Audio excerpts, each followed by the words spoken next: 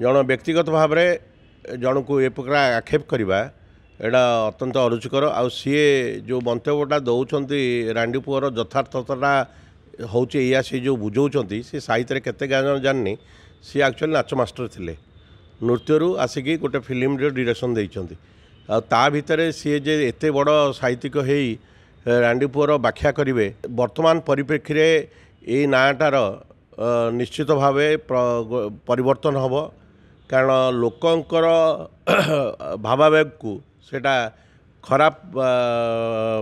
परिवेश सृष्टि करुच्ची महिला को आम सम्मान दौचे अस्मितार कथा यह निश्चित भाव यहीटा गोटे खराब प्रभाव सृष्टि कर शुणु मनोज मिश्र जहाँ कहते इंडस्ट्री भलपाई कहते ये किए क्या बाहा माने रास्तार जाऊँ कुकुर भुकिला सेटा किसी गुरुत्वपूर्ण नुह गुरुत्वपूर्ण अच्छी तांकर अभिनय दक्षता कौन साधारण ओडिया लोक नुहे बाहर लोक जानी सर गतकाली गोटे प्रमुख गणमाध्यम चर्चा चलता बेले रांडीपुओ अनंता शब्द को नहीं बबी इस्लाम एमती कहते कि मनोज मिश्र होचन जड़े रांडीपुओ अनंता एवं जड़े गोटे लोक को पर्सनाली एमती आक्षेप करवा एवं जो गोटे कम्युनिटी कली भितर नहीं भाव करवा जड़े सिने समीक्षक हिसाब से आप देखते एक्चुअली एपरी मंतव्य देवा अति अरुचिकर आटा अफेन्स जन व्यक्तिगत भाव में जन को ए प्रकार आक्षेप करवा एटा अत्यंत अरुचिकर आ सी जो मंतव्यटा दौरान रांडीपुअर यथार्थता हूँ या सी जो बुझाऊँ सी साहित्य केते ज्ञान जाननी सी एक्चुअली नाच मास्टर थिले नृत्यरू आसिकी गोटे फिल्म डायरेक्शन देइछंती ता भितर सी जे एते बड़ साहित्यिक हेई रांडीपुअर व्याख्या करेंगे किंतु से तो एते पुराना कहानी को लेकिन आमर मोनालिसा गंतायत जी कि एडवोकेट अच्छा सामाजिक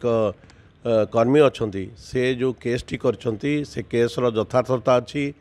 कारण वर्तमान परिप्रेक्षी में ये नाटार निश्चित भाव परिवर्तन हम कारण लोकंकर भावावेग को सेटा खराब परिवेश सृष्टि करुच्ची जो माने भी माने विधवा होते से प्रति जदि यही प्रकार आक्षेपमूलक मंतव्य दिज्व कि ए प्रकार फिल्म जरिया विशेष भाव में प्रभावित हम ताहले से जो आम कहूचे महिला सशस्त्रीकरण महिला को आम सम्मान दौचे अस्मितार कथा यह निश्चित भाव यहीटा गोटे खराब प्रभाव सृष्टि कर साधारण भाव अनेक महिला या विरुद्ध रे आंदोलन करेंगे बोली मुझा खबर पाई तेणुक डेंगा मुंडे ठेंगा बाजिला मनोज मिश्र कथा उठेले बोली आज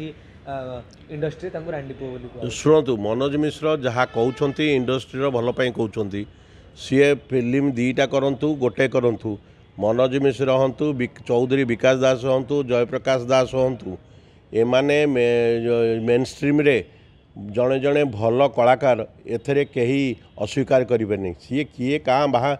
माने रास्तार जाऊँ कुकुर भुकिला सेटा किसी गुरुत्वपूर्ण नुह गुरुत्वपूर्ण अच्छी तांकर अभिनय दक्षता कौन साधारण ओडिया लोक नुहे बाहर लोक जानी आ भी सी टेक्निकाली स्किल्ड लोक जो माने अण टेक्निकल स्किल से माने जदि तांको उपरे मंतव्य देवे याठू हास्यास्पद कथा किसी नुहे सबू लोक सबू जिनस जानुंट आउ लोकों को भूतेकी किसी करेबनी जो डायरेक्टर माने प्रोड्यूसर को भूतेकी सिनेमा करते लक्ष लक्ष टाँह खर्च करते आत्मसात करते से बर्तमान जेहेतु गणमाध्यम जरिया से मुखा खोलीगला से विचलित होती जी सिनेमा करिवो से सिनेमा दिगरे अग्रगति करिवो भल सिनेमा करवा भल कहानी नवा भल कलाकार मानक नवा आपन तो देखुथिबे ये जो आमर अनुपम पट्टनायक जो फिल्म करुँच कमर्शियल फिल्म कला बेले से अनुभव को नौकरी जितेबाला अपबिट फिल्म करुँचे अन्य नुआ पिला नौकरी सी कहीं नौकरी जेहेतु से दिगरे से शिक्षा दीक्षा अच्छी फिल्म पाठ्यक्रम पढ़ी से सी कार्य करुँचे माने बहुत क्वचित आज तो मुझे देखुची फिल्म प्रोड्यूसर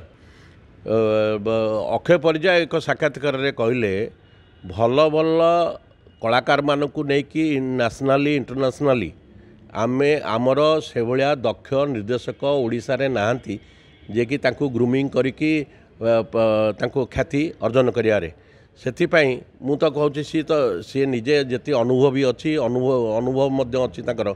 ସେ ଅନୁଭୂତି ଅନୁଭବକୁ ଲକ୍ଷ୍ୟ କରି ସେ ଏଇ କଥାଟା କାହିଁ କହିଲେ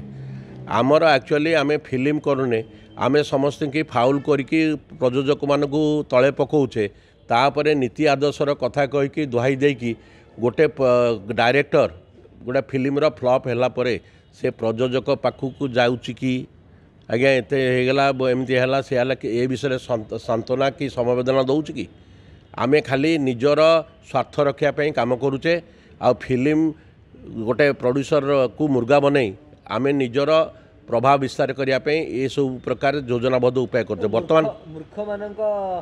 ଭିତରେ ଯେତେବେଳେ ଗୋଟେ ପଣ୍ଡିତ ଆସି କଥା କହୁଛି ମୂର୍ଖମାନଙ୍କୁ ହଜମ ହେଉନି ସେଇଟା ସେଥିପାଇଁ ସେମାନେ ସେ ପଣ୍ଡିତକୁ ଘୃଣା କରୁଛନ୍ତି ହଁ ନିଶ୍ଚିତ ଭାବେ ଶୁଣନ୍ତୁ ମନୋଜ ମିଶ୍ର ତ ସିଏ ତ ସାମୂହିକ କଥାଟା କହୁଛନ୍ତି ତାଙ୍କୁ କାହାକୁ ଖରାପ ଲାଗିବ ମୁଁ ମୋର